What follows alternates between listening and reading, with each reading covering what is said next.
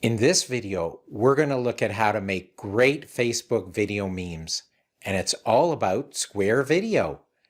I share 7 great tips on how to make it awesome. Let's dive in. Hey, it's Gord here. Welcome.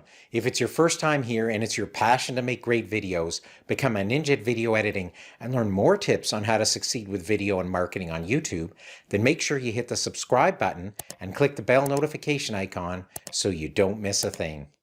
Most of us are used to image-based memes, but you can kick up that social appeal a notch by creating it with video.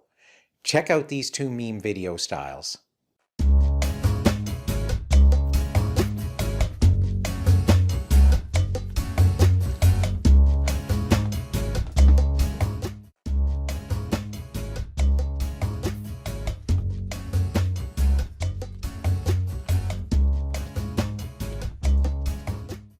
Let's now take a look at 7 tips to help you make better Facebook video memes.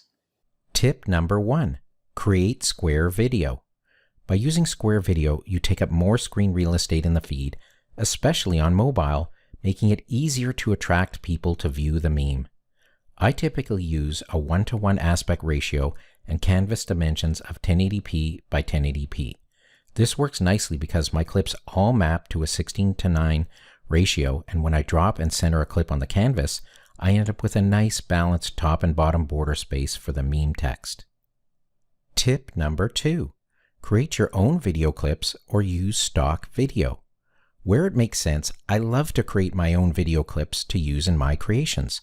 Since the clips you need for memes are ultra short, there's not much to do. Be sure that you capture the emotional feeling that is intended for the meme you create so that you can hook the viewer immediately. Tip number 3, create the meme with or without borders. I typically make my memes with the border area intact, just as it sits after dropping it onto the canvas. This means nice sized top and bottom border areas for the text message.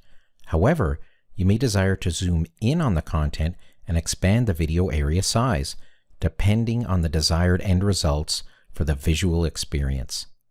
I've made 2 versions of my meme to demonstrate a with and without border solution. Without the border area for contrasting text, I used an animated text approach instead. Tip number 4, use border color, fonts, and animation. For your border, I suggest you choose a color that will not overpower the video, but also shows the text contrast nicely. In my example, I sampled the dark blue color from my hoodie top. This color provides a muted border with a nice contrasting white text so that the message stands out. I also like to use fonts that breathe well on top of the border space, and sometimes I will use bigger and bolder font when I have fewer characters to show. In this example, I've used the Montserrat regular font because of how the spacing and thickness of the characters breathed against the darker blue background. Don't forget to scale the font to occupy the border area so that the message shows large enough. In the animation example, the animated blocks that come in have both blue and white contrasting colors used for the fonts and rectangular shaped backgrounds. Also notice that the backgrounds are set with a 70% opacity so as to not overpower the video clip. Be sure to balance the background and font sizes to be effective, but not too large. Whatever you do, do not over-animate the text to take away from the viewer's experience. Try to keep it simple and subtle. If you didn't already know, this video is part of my social video playlist. Click on the card above to go watch my additional videos on creating video for Facebook. But of course, you'll want to finish this one first because you're here. Tip number 5, edit to maximize engagement. Cut, cut, cut. You only have a few seconds to engage the viewer, and often you only need 1 clip for the meme. But in my example, there are 2 different scenes to tell the story. Scene 1 is about waking up, and scene 2 is about getting moving.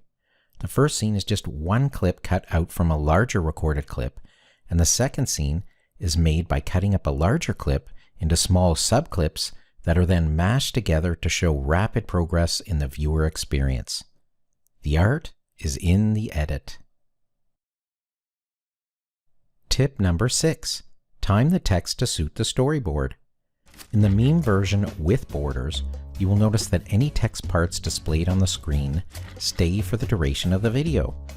In contrast, in the version without borders, where I use an animated text entry, the text appears in 2 stages, one after the other, for a different kind of impact. With this approach, the new text appears and there is no other text to focus on. Tip number 7. Add the sound of music.